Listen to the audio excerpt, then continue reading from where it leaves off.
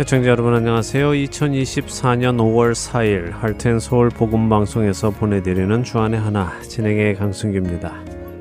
지난 한 주도 우리를 믿음에서 떨어지게 하는 모든 장애물들을 제거하고 참된 믿음의 길을 걸어가신 여러분 되셨으리라 믿습니다. 저희 할텐서울 복음 선교회는 어두워져가는 세상에서 참 빛이신 예수 그리스도의 순수 복음만을 전하는 선교회입니다. 세상과 타협하지 않고 그러나 동시에 귀 있는 자들에게 또한 들어야 할 자들에게 성경의 말씀을 명확하게 전하기 위해 최선을 다하고 있습니다. 이제 세상은 디지털 시대 한가운데 들어와 있습니다. 복음을 접하는 방식도 예전과 다르지요. 결국 수많은 사람들이 사용하는 미디어 형식의 복음을 담아 전하는 일을 해야 합니다. 유튜브 영상 제작, 새로운 프로그램 제작 등에 도움을 주실 봉사자를 찾고 있습니다. 청취자 여러분 중 미디어 사역에 도움을 주실 수 있는 분들이 계시다면 연락 주시기 부탁드립니다. 더 많은 사람들이 진리의 말씀, 생명의 말씀을 접할 수 있도록 함께 이 선교 사역에 동참하실 분들은 전화번호 602-866-8999로 연락 주셔서 강승규 국장을 찾으시기 바랍니다. 첫 찬양 함께 하신 후에 오늘 말씀 나누겠습니다.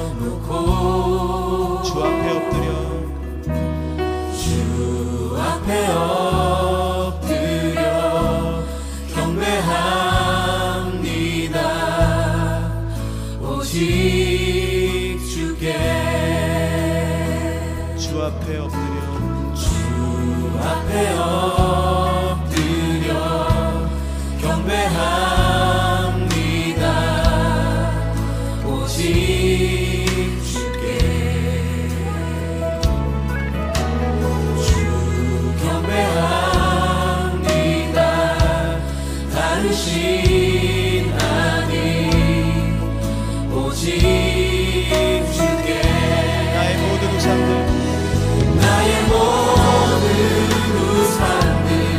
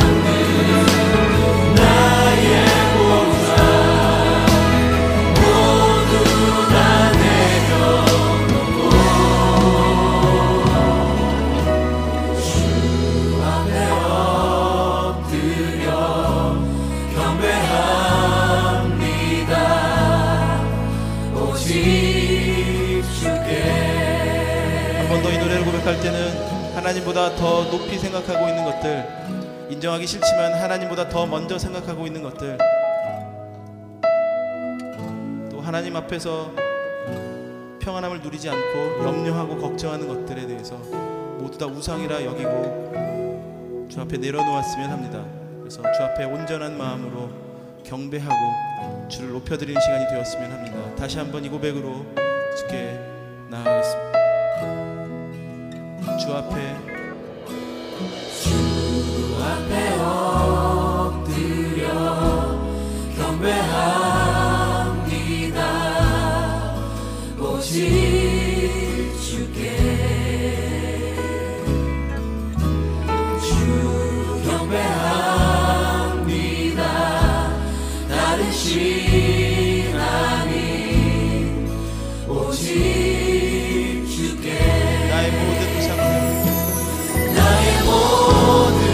우상들 나의 보좌 모두 다 내려놓고 나의 모든 우상들 나의 모든 우상들 나의 보좌 모두 다 내려놓고 나의 모든 우상들 나의 모든 우상들 나의 보좌 모두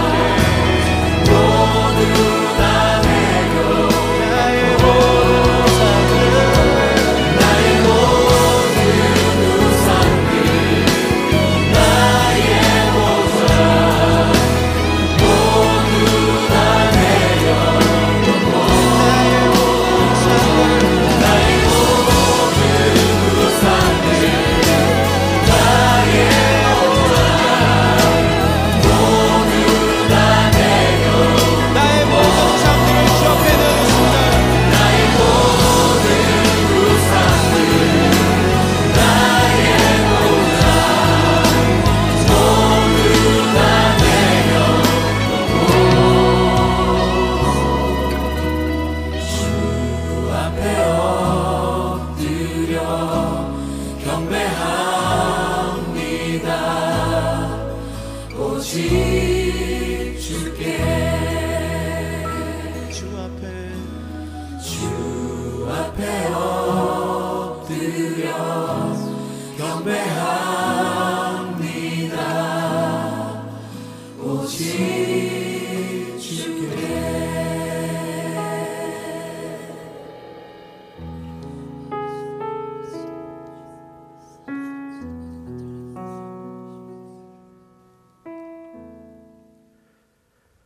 젊은 사람들이 좋아하는 찬양팀 중에 힐송이라는 팀이 있습니다. 힐송이라는 찬양팀은 사실 호주에서 출발한 힐송 교회에 소속된 사역팀인데요. 힐송팀은 지난 20여 년간 전 세계 기독교 문화를 이끌어간 사역팀 중 하나입니다. 특히 젊은 세대 찬양팀들은 지난 20여 년간 이 팀을 자신들의 모델로 삼아 비슷한 음악과 또 비슷한 분위기를 만들어내고 있지요. 저 역시 20여 년 전에는 이 팀의 찬양곡들을 좋아하고 따라 부르고는 했습니다. 그런데 이 팀이 언제부터인가 비성경적으로 변해가기 시작했습니다. 특별히 미국 뉴욕의 뉴욕 힐송 교회를 열고 난 이후에는 점점 더 이상한 행보를 보였죠. 아니나 다를까 2020년에는 뉴욕 힐송 교회의 담임 목사가 불륜 스캔들로 인해 해고가 되었고 2022년에는 모 교회인 호주 힐송교회 담임 목사를 지냈으며 힐송 글로벌 담임 목사를 맡았던 힐송교회의 실질적인 대표 역시 부적절한 행동으로 목회자 윤리 강령을 위반한 사실이 밝혀지며 담임 목사직에서 물러나게 되었습니다. 이와 같은 사실로 인해 힐송교회의 위신은 큰 타격을 받았고 많은 교회들이 힐송의 찬양들을 불러도 되느냐 아니냐를 두고 고민하기 시작했습니다. 몇 년이 지난 지금도 이 논의는 계속되고 있습니다. 젊은 세대들 대부분은 여전히 힐송 찬양을 지지하기도 합니다. 저는 오늘 이 힐송의 찬양을 불러도 되느냐 되지 않느냐를 논하고 싶지는 않습니다. 그것이 옳으냐 아니냐를 두고 논쟁하는 것은 우리의 신앙에 큰 도움이 될 것 같지는 않기 때문입니다. 대신 제가 나누고 싶은 한 가지가 있습니다. 그것은 그 힐송교회, 특별히 뉴욕 힐송교회에 들어가면 만나게 되는 커다란 문구에 관한 것입니다. 뉴욕 힐송교회는 교회에 새로 오는 사람들을 환영하기 위해 커다란 글씨로 Come as you are 라고 쓰고 그 옆에 Welcome home 이라는 문구도 적어 놓았습니다.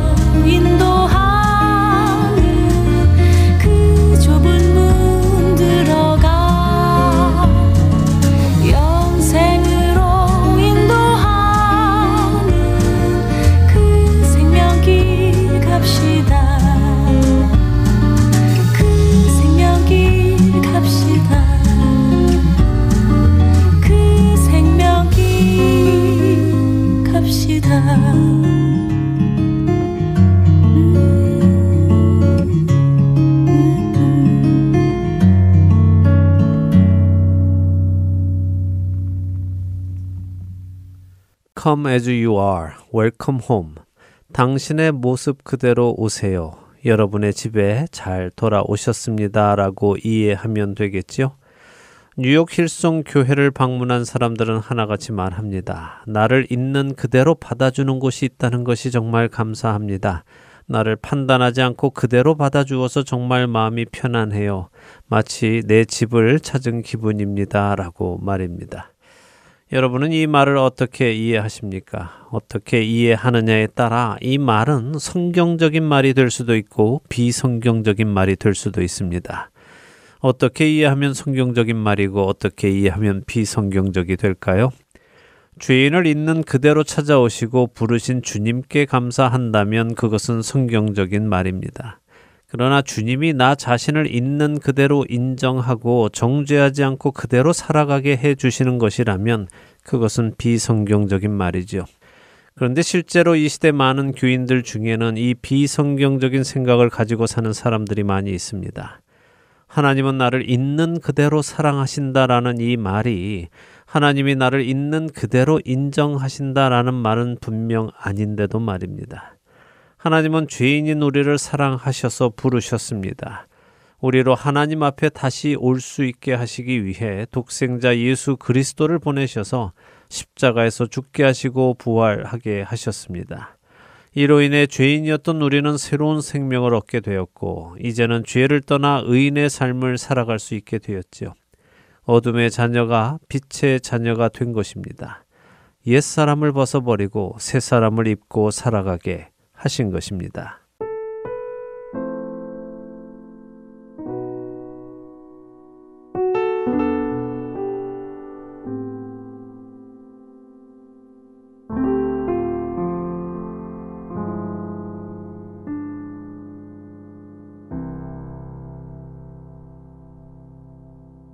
너 예수께 조용히 나가 내 모든 짐 내려놓고 주 십자가 사랑을 믿어 죄 사함을 너 받으라. 주 예수께 조용히 나가 내 마음을 쏟아놓으라. 늘은 미리 보시는 주님 그 은혜를 베푸시리. 주 예수의 은혜를 입어 내 슬픔이 없어지리. 내 이웃을 늘 사랑하여 너 받은 것 거저주라. 주 예수께 조용히 나가 내 마음을 쏟아놓으라. 늘은 미리 보시는 주님 그 은혜를 베푸시리.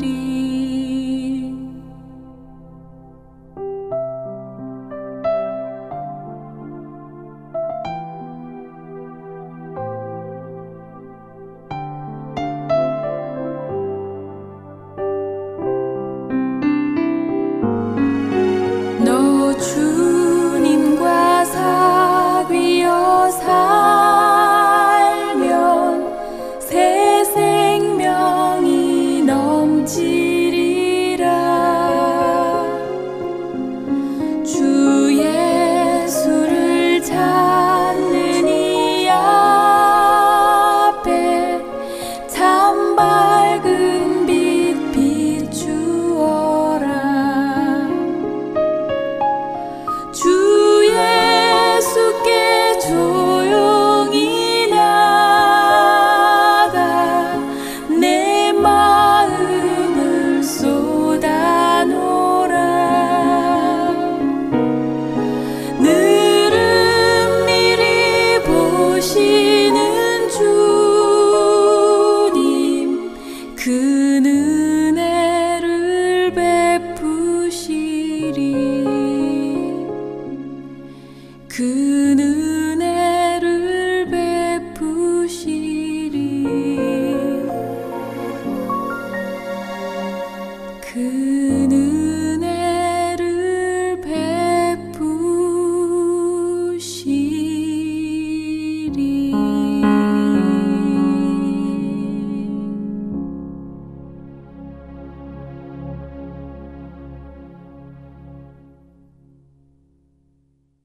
여러분과 함께 기도하는 1분 기도 시간입니다. 오늘은 테네시주 낙스빌 한인사랑교회 정진은 목사님께서 기도를 인도해 주십니다.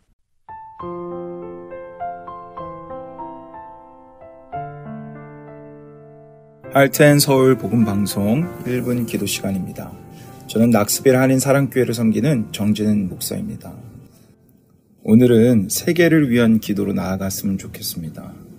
요즘 들려오는 뉴스를 보면 하나님께서 우리에게 기도하라는 사인을 주시는 것 같습니다. 세계 전쟁, 지진, 기근, 자연재해, 뭐 하나 기도가 필요하지 않은 제목이 없는 것 같습니다. 이란의 미사일 공격으로 많은 또 피해를 입었고 유가족들이 생겼고, 또 대만의 지진 피해로 이재민과 유가족들이 생겨났고, 자연재해로 인해서 정말 많은 사람들이 피해를 받고 있고, 중동은 지금 전쟁으로 번지지 않을까 하는 위험을 가지고 있습니다. 지구 반대편에서 일어나는 일들이라고 해도 하나님은 이 뉴스를 통해서 우리에게 기도하라고 말씀하시는 것 같습니다.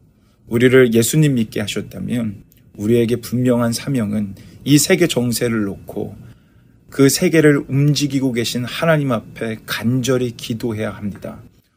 오늘 이 시간 아무리 세계 정세가 어렵다고 하더라도 분명히 선하신 뜻을 이루실 하나님을 믿고 하나님 손에 우리의 전 세계의 그 모든 문제들을 올려드렸으면 좋겠습니다. 우리 다 함께 피해받고 있고 아파하며 슬퍼하고 있는 그들을 위해 함께 중보하며 나갑시다.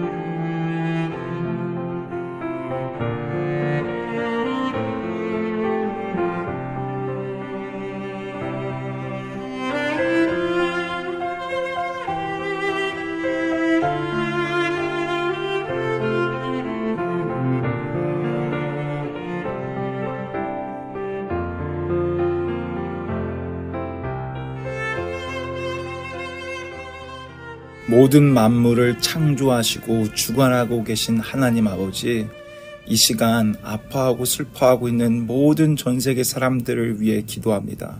특별히 하나님, 이란의 미사일 공격으로 인해 또 수많은 많은 피해들을 입었습니다. 그리고 중동 전쟁으로 번지진 않을까 좀 위험 속에 있습니다. 하나님, 그 불안과 위험 속에 있는 그 모든 사람들을 이 시간 찾아가서 위로하여 주시고, 이때가 은혜 받을 만한 때요, 하나님의 놀라운 섭리를 경험하는 때 될 수 있도록 주님 역사하여 주옵소서. 특별히 대만의 지진으로 인해서 많은 이재민들이 발생했고 사상자가 발생하였습니다. 하나님, 그들의 마음을 위로하여 주옵소서. 그들의 집을 잃어버렸지만 영원한 집이신 그 하나님 아버지의 그 집을 찾게 되는 이 시간 되게 하여 주시고, 하나님 아버지의 위로와 채워주심을 경험하는 때 될 수 있도록 역사하여 주옵소서. 하나님, 세계를 가꾸지 못한, 그 자연을 가꾸지 못한 우리의 책임을 이 시간 고백합니다. 용서하여 주시고 하나님의 형상답게 만물을 잘 다스리는 우리 될 수 있도록 주님 은혜 베풀어 주옵소서. 하나님, 하나님의 주인이십니다. 주님의 선한 뜻은 반드시 이루어질 것입니다.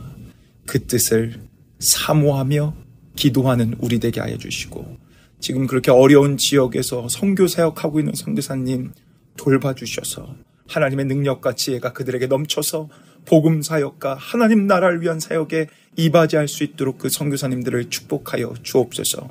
하나님, 우리를 예수님 믿게 해주셔서 감사합니다. 믿었다면 이 세계를 놓고 언제나 기도하는 우리 되게 하여 주옵소서. 감사를 드려오며 모든 만물의 창조자 되시고 주인 되시며 지금도 운행하고 계신 우리 주 예수 그리스도의 이름으로 간절히 기도 올리옵나이다. 아멘.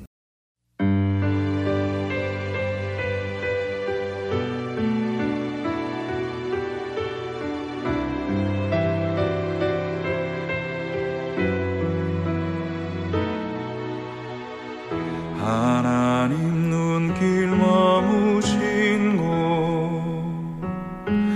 그곳에 내 눈 머물고, 하나님 손길 닿으신 곳, 그곳에 내 손 닿으리. 하나님 마음 두신 그곳에 내 맘도 두고, 하나님 계획하신 그곳에 내 삶 드리리. 나 경배합니다.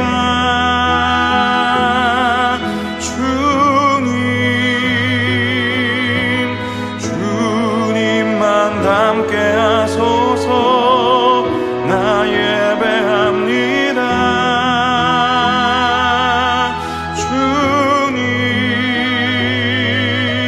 주님만 쫓게 하소서.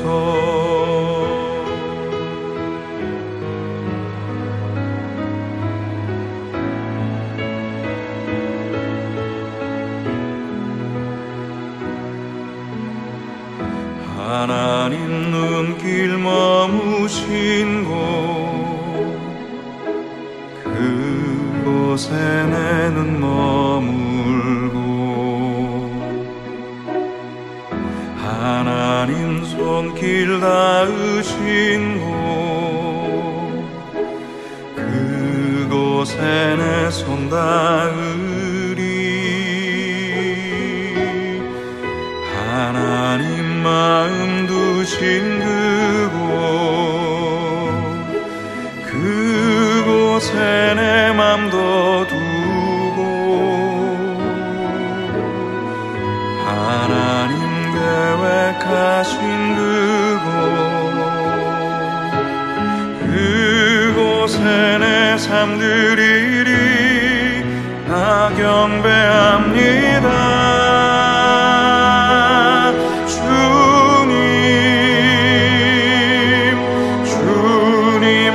함께 하소서. 나 예배합니다.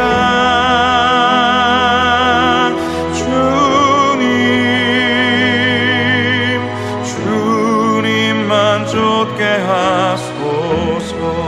나 경배합니다.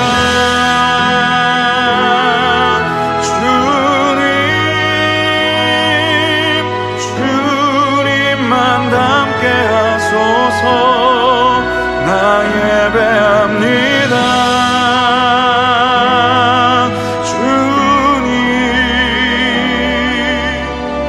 주님만 쫓게 하소서. 나 경배합니다.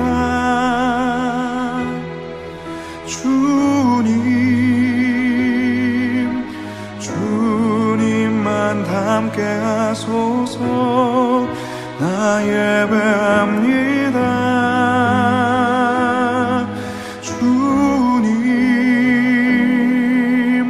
주님만 쫓게 하소서.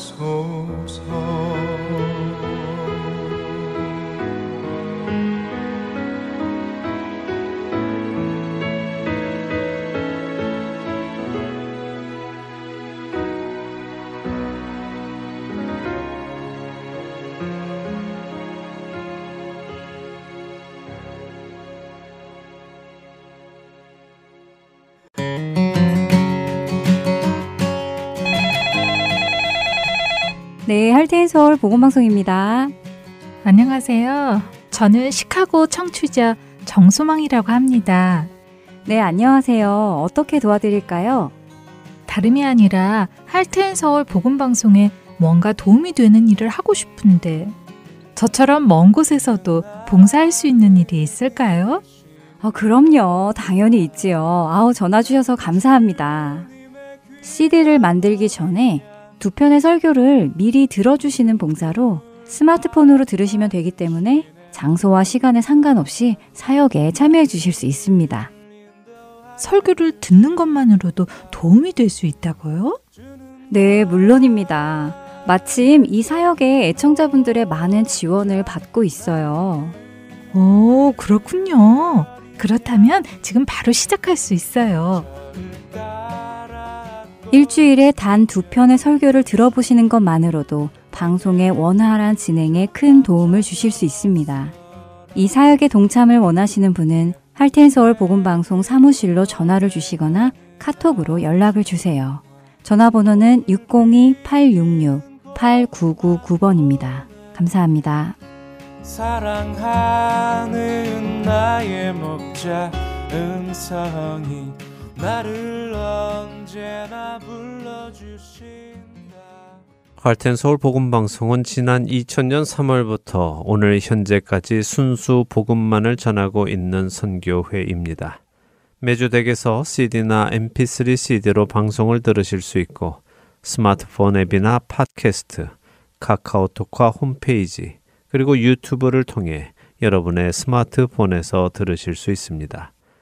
매주 토요일에 새로운 방송이 업데이트되고 있으며 4시간의 한국어와 1시간의 영어, 1시간의 일본어로 복음을 전하고 있습니다. CD 신청이나 방송을 듣는 방법에 도움이 필요하신 분들은 방송사 사무실 전화번호 602-866-8999로 해주시면 안내해 드리겠습니다. 기쁜 소식 사랑으로 땅끝까지 전하는 아랜소.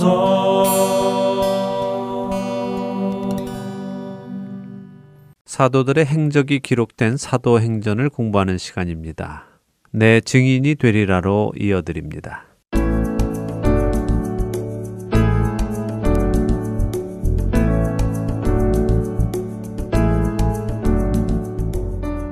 시청자 여러분 안녕하세요. 예수님의 약속의 말씀대로 예수님의 증인이 되어 생명의 말씀을 전하는 사도들의 이야기, 사도행전을 공부하는 시간입니다.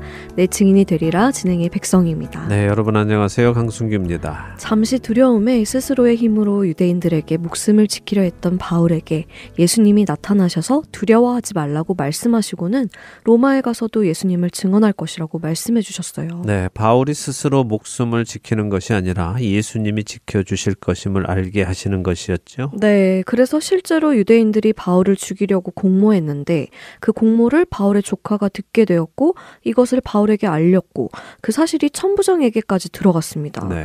그랬더니 천부장이 거의 500명에 가까운 군인을 동원해서 바울을 호송했습니다. 예, 바울 한 명을 위해서 이렇게 많은 군인들이 둘러쌌지요. 네. 예, 영적인 눈으로 이것을 보면 주님께서 바울을 이렇게 온전하게 보호하고 계시다는 것을 볼 수 있죠. 네. 자, 이렇게 해서 가이사랴로 가게 되었고 그곳에서 벨릭스라는 로마의 총독에게 넘겨집니다. 네, 오늘 사도행전 24장을 보면서 그 가이사랴에 있었던 일을 살펴보죠. 1절에서 9절 먼저 읽어볼까요? 네, 사도행전 24장 1절부터 읽습니다.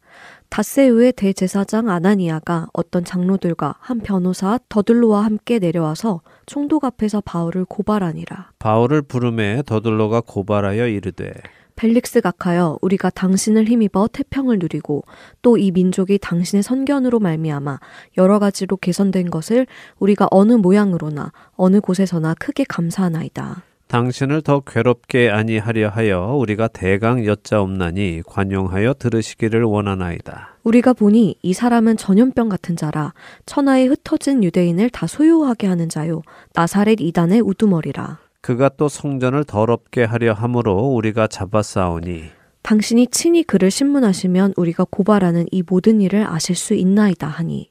유대인들도 이에 참가하여 이 말이 옳다 주장하니라.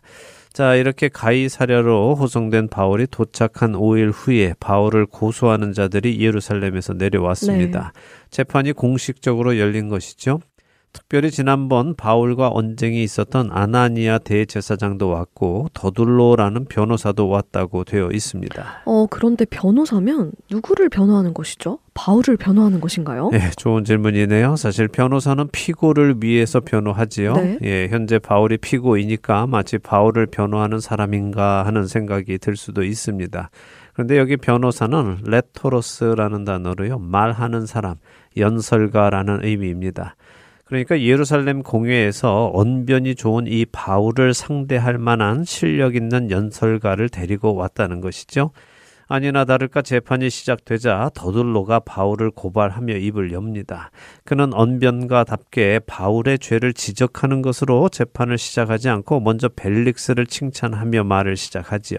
벨릭스 총독의 은혜로 태평을 누리고 자신들이 아주 만족스러운 삶을 살고 있다며 아부를 하는군요. 예, 아부를 합니다. 사실 더둘로의 이런 말은 마치 일제시대의 조선 사람이 조선 총독에게 우리 조선이 총독님의 은혜로 살기 좋은 지역이 되어가며 편안해졌습니다라고 말하는 것과 다르지 않지요.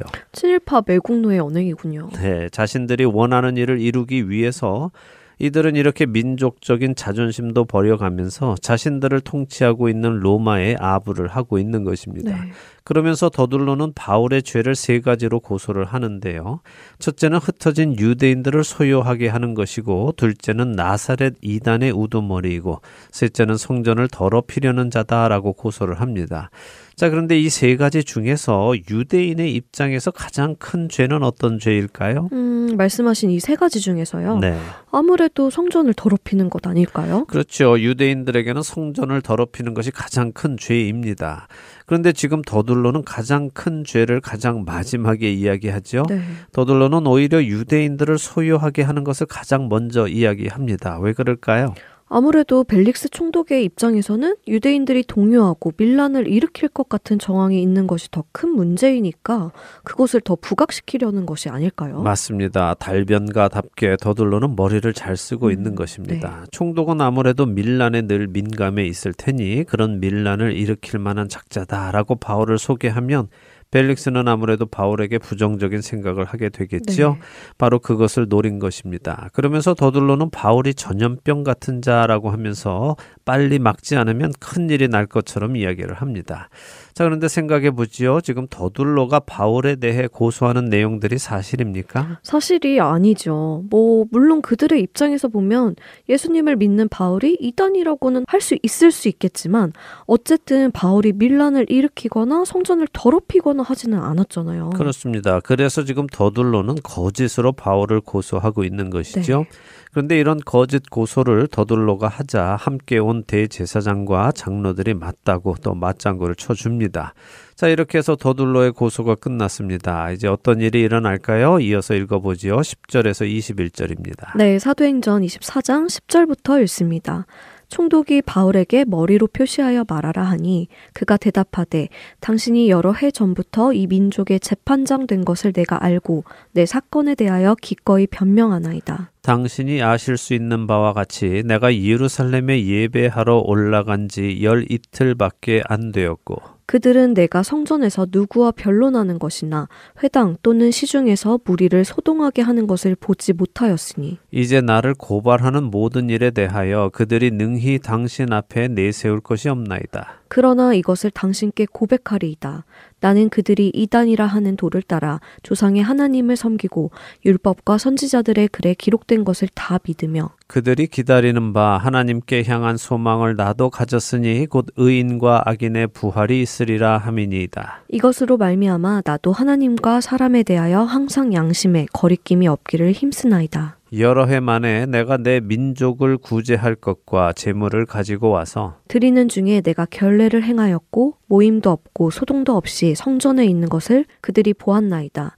그러나 아시아로부터 온 어떤 유대인들이 있었으니 그들이 만일 나를 반대할 사건이 있으면 마땅히 당신 앞에 와서 고발하였을 것이요. 그렇지 않으면 이 사람들이 내가 공회 앞에 섰을 때 무슨 옳지 않은 것을 보았는가 말하라 하소서. 오직 내가 그들 가운데 서서 외치기를 내가 죽은 자의 부활에 대하여 오늘 너희 앞에 신문을 받는다고 한 이 한 소리만 있을 따름이니이다 하니.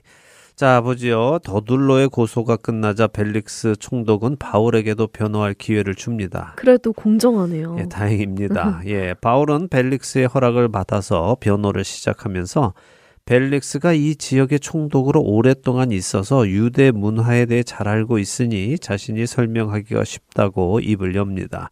그리고는 말하는데요. 자신이 예루살렘에 온 지가 이제 겨우 12일밖에 되지 않았는데 어떻게 그 짧은 시간에 사람들을 규합해서 저 고소자들이 주장하는 소요, 곧 반란을 일으킬 수 있겠느냐?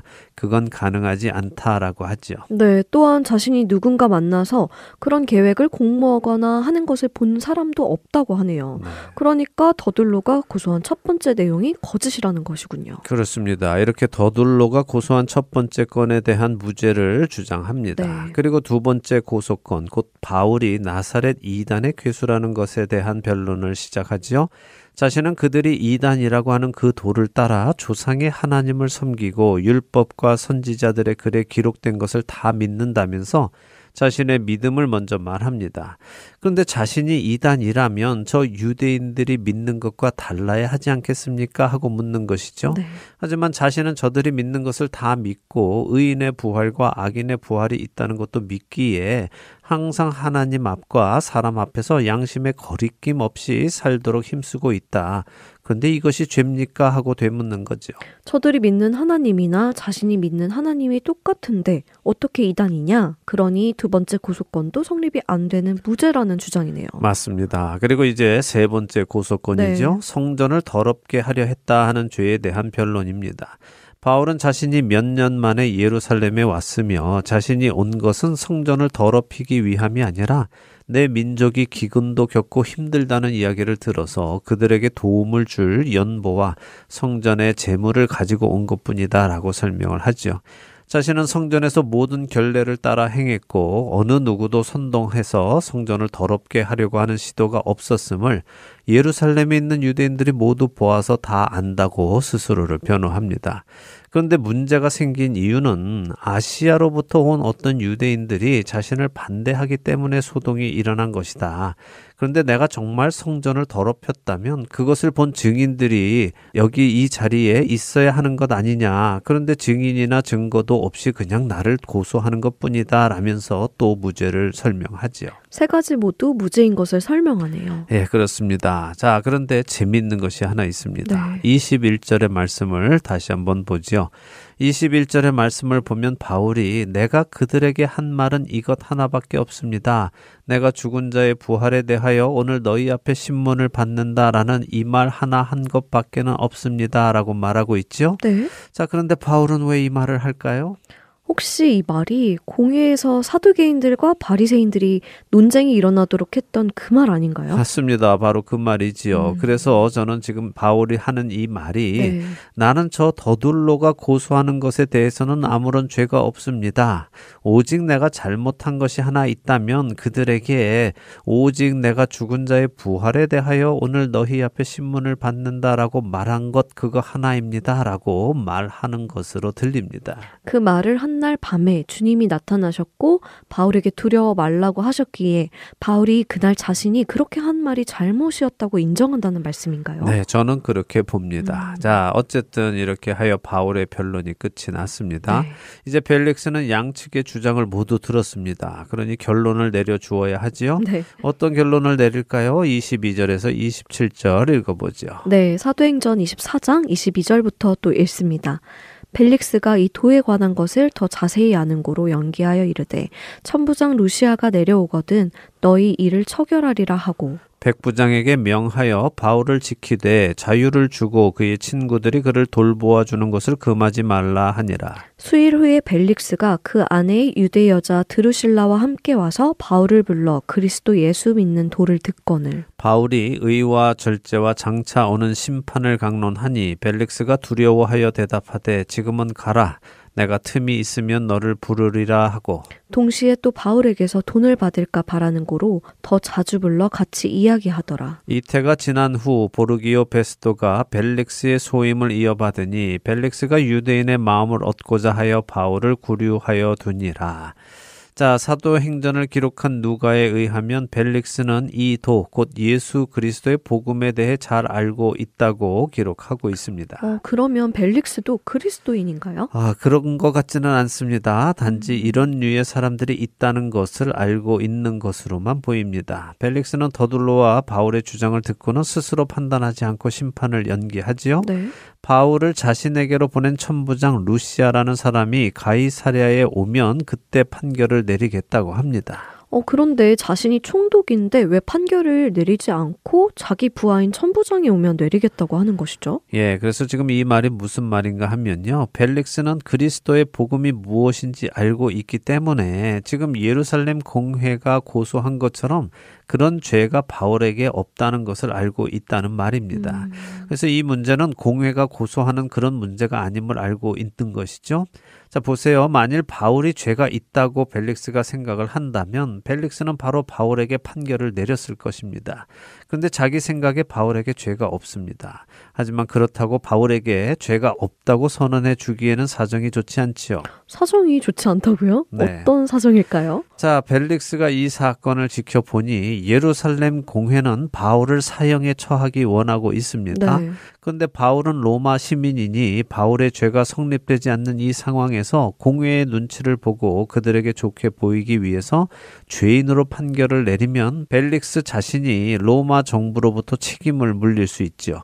그렇다고 바울 편에서 바울을 무죄로 선고하면 벨릭스는 또 공회와 대립하게 됩니다. 이도저도 못하는 상황이군요. 그렇죠. 총독의 입장에서 예루살렘 공회와 사이가 나쁘게 하고 싶지는 않겠죠. 네. 그러나 동시에 로마 시민인 바울을 쉽사리 처리할 수도 없고요. 네. 그래서 벨릭스는 천부장의 이름을 들먹이면서 그가 올 때까지 판결을 미루겠다라고 하지요.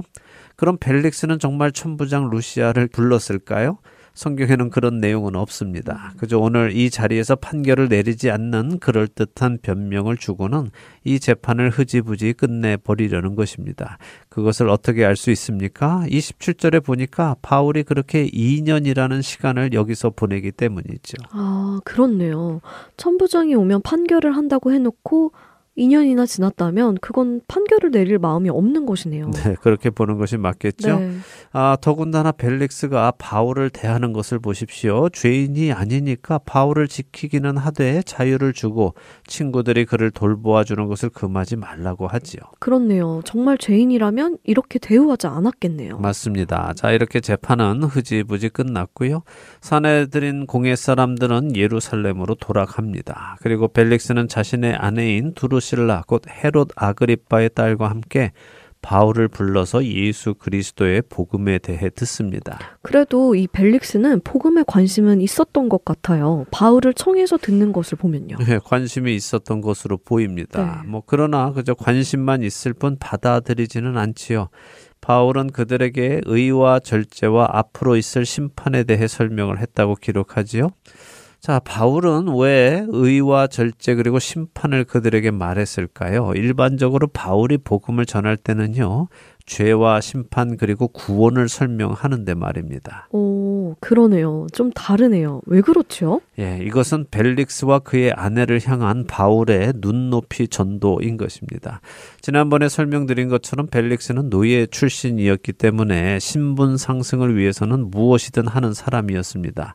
그는 포악하고 비도덕적이었죠. 특히 지금 바울의 복음을 같이 듣고 있는 아내 드루실라를 얻는 과정이 좋지 않았었습니다. 아내를 얻는 과정이 좋지 않았다고요? 어떤 과정이 있었는데요? 예, 이 원래 두루실라는요, 벨릭스를 만나기 전에 이미 시리아의 아지주스라는 왕에게 시집을 간 상태였습니다. 그런데 벨릭스가 그녀를 꾀어서는 그녀를 아지주스 왕과 이혼하게 하고는 자신의 아내로 맞았죠. 남의 아내를 꿰어서 이혼시키고 결혼을 한 것이라고요? 네. 너무 나쁘네요. 너무 나쁘죠? 네. 그래서 정의롭지 않은 그의 행동과 또 절제함 없기에 일어난 그 행동을 지적하면서 그런 사람에게 있을 심판을 설명해 준 것이죠. 벨릭스는 그 말을 듣고 두려워했다고 하시죠? 네. 그가 바울의 말을 듣고 두려워했다는 것은 무엇을 반증하는 것입니까? 벨릭스가 자신이 한 일이 잘못이라는 것을 알고 있었던 것 아닐까요? 그러니 자기 잘못으로 받을 심판을 두려워하겠죠. 네. 만일 잘못이라고 생각하지 않았다면 바울에게 화를 내거나 바울을 괴롭혔을 텐데 말이에요. 맞습니다. 그가 스스로 잘못한 것을 알고 있기에 두려워한 것이죠. 네. 두려워서 바울도 피했다고 하시죠. 복음을 들으면 나타나는 반응은 세 가지 정도로 나눌 수가 있는데요. 오늘은 시간이 다 되었으니 다음 시간에 설명해 드리고 24장 마무리를 하도록 하겠습니다. 네, 또 시간이 다 되었군요. 알겠습니다. 다음 시간 또 기다리겠습니다. 그래도 오늘 24장 1절에서 마지막 절까지 다 보았습니다. 진도가 빠른데요. 네, 여기 내용들은 그리 이해하기 어려운 내용이 아니니 쉽게 지나갈 수 있는 것 같습니다. 네, 오늘 내 증인이 되리라 여기에서 마치도록 하고요. 저희는 다음 주에 다시 찾아뵙겠습니다. 안녕히 계세요. 안녕히 계십시오.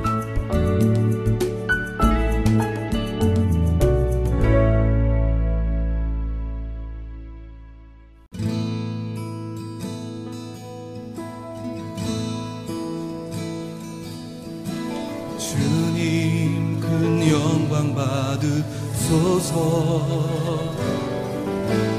홀로 찬양 받으소서. 모든 이름 위에 뛰어난 그 이름, 온 땅과 하늘이 다 찬양해. 겸손하게 우리 무릎 꿇고 주 이름 앞에 영광 돌리세. 모두 절하세. 독생자 예수 주님께 찬양 드리리. 모든 영광과 존귀와 능력 받으소서.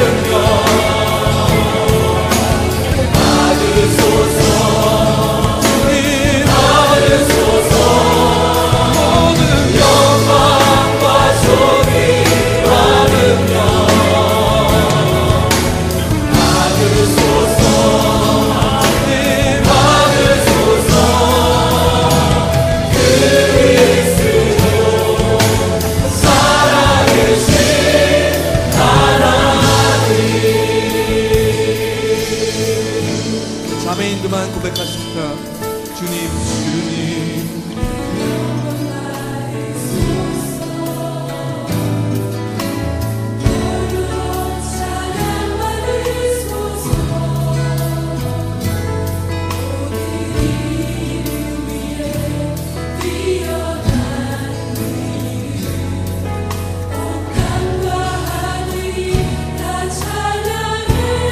형제님들 겸손하게 우리 무릎 꿇고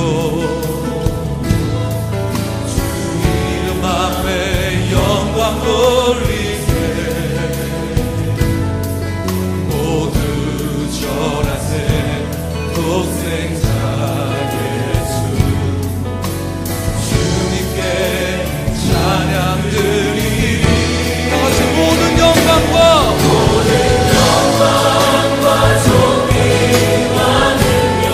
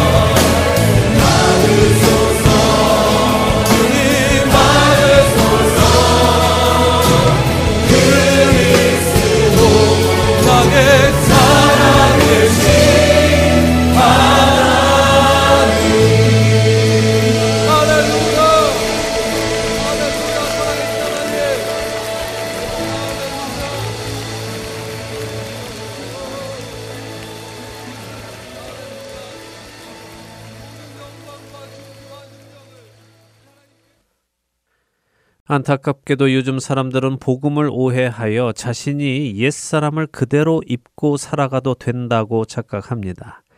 주님이 자신을 있는 그대로 사랑하신다고 주장하며 말입니다. 그러나 그것은 주님을 모르는 사람들의 착각입니다. 심지어 그들은 예수님이시라면 죄인의 죄를 정죄하지 않을 것이라고까지 주장하며 자신들의 죄 속에 계속 살아가기를 고집합니다. 죄된 생활 방식을 떠나려 하지 않고 그것을 끊으려 하지 않으며 주님은 나를 여전히 사랑하신다고 하며 죄된 생활 방식을 지키려고 하지요. 그래서 잘못된 일을 잘못된 일이라고 말하는 것을 오히려 정죄합니다. 동성애가 죄라고 말하는 것을 죄라고 정죄하고 낙태가 죄라고 말하는 것을 죄라고 정죄하지요. 거룩하지 않은 것을 죄라고 말하는 것을 죄라고 정죄하며 자신들을 있는 그대로 받아들이라고 요구합니다. 예수님은 모든 죄인을 받아주셨다고 하면서 말이죠. 맞습니다. 예수님은 분명 모든 죄인을 받아주셨습니다. 그러나 거기에는 분명한 조건이 있습니다. 그 조건은 그 죄인이 자신의 죄를 죄라고 인정해야 한다는 것입니다. 자신을 죄인이라고 인정하고 자신의 죄를 떠나려고 하는 사람을 예수님은 받아주십니다. 만일 예수님이 모든 죄인을 받아주신다면 왜 예수님은 바리새인들과 또 사두개인들과 또 많은 유대인들과 대립하셨겠습니까? 그것은 예수님이 그들의 삶의 방식을 정죄하셨기 때문이고 그들은 자신들의 죄를 지적하시는 예수님을 미워했기 때문이지요. 요한복음 7장 7절에서 예수님은 세상이 예수님을 미워하는 이유를 이렇게 설명하십니다. 세상이 너희를 미워하지 아니하되 나를 미워하나니 이는 내가 세상의 일들을 악하다고 증언함이라. 기억해 보시기 바랍니다. 예수님은 배고픈 자들을 오병이어로 먹이셨고 병든 자들을 고치셨으며 눈먼 자를 보게 하시고 귀 먹은 자를 듣게 하셨고 걷지 못하는 자를 걷게 하셨습니다. 귀신 들린 자들을 자유하게 하셨고 죽은 자들을 살리셨지요. 예수님의 이런 기적과 이적을 보고 사람들은 환호했고 예수님을 뒤따랐습니다. 그러나 예수님께서 그들의 죄를 지적하시는 순간 그들은 돌이켰습니다. 그들의 일이 악한 것을 증언하실 때 그들은 예수님으로부터 돌이켰고 예수님을 죽이라고까지 외쳤습니다. 예수님은 죄인을 사랑하셨습니다. 그래서 이 땅에 오셔서 십자가를 기꺼이 지셨습니다. 그리고 죽기까지 하셨습니다. 그러나 그렇다고 해서 죄인이 죄 속에 계속해서 살아도 되는 것은 아닙니다. 내 모습 이대로 예수님이 구원해 주셨지만 내 모습 이대로 살아가도록 내버려 두지는 않으십니다. 이것을 깨닫지 못하는 자들은 예수님을 구주로 영접하고도 전과 다름없는 삶을 살아갑니다. 내 삶은 예전에 행하던 악한 일, 죄된 일, 거룩하지 않은 일, 세속적인 일들을 그대로 하면서도 자신은 구원의 확신이 있다고 주장합니다. 사랑하는 RTN서울 복음방송의 청자 여러분, 예수님은 우리를 사랑하기에 우리로 회개하고 돌이키라고 부르십니다. 우리가 행하는 일들이 악한 일임을 말씀하시죠. 그분은 우리가 그렇게 죄 속에서 죽어가는 것을 원치 않으시기에 우리를 불러내십니다. 여러분이 그 부르심을 받으셨다면 여러분은 이제 옛사람을 버리고 새사람으로 거듭난 사람으로 살아가야 하는 것입니다. 너희는 유혹의 욕심을 따라 썩어져가는 구습을 따르는 옛사람을 벗어버리고 오직 너희의 심령이 새롭게 되어 하나님을 따라 의와 진리의 거룩함으로 지으심을 받은 새 사람을 입으라. 에베소서 4장 22절에서 24절의 말씀입니다.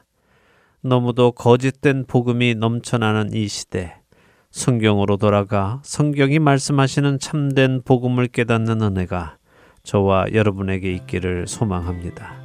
한 주간도 복음의 참 의미를 깨달아 옛사람을 벗어버리고 새사람을 입고 거룩한 삶을 살아가시는 우리 모두가 되기를 소망하며 오늘 주안의 하나 여기에서 마치도록 하겠습니다. 함께해 주신 여러분들께 감사드리고요. 저는 다음 주의 시간 다시 찾아뵙겠습니다. 지금까지 구성과 진행의 강승규였습니다. 애청자 여러분 안녕히 계십시오.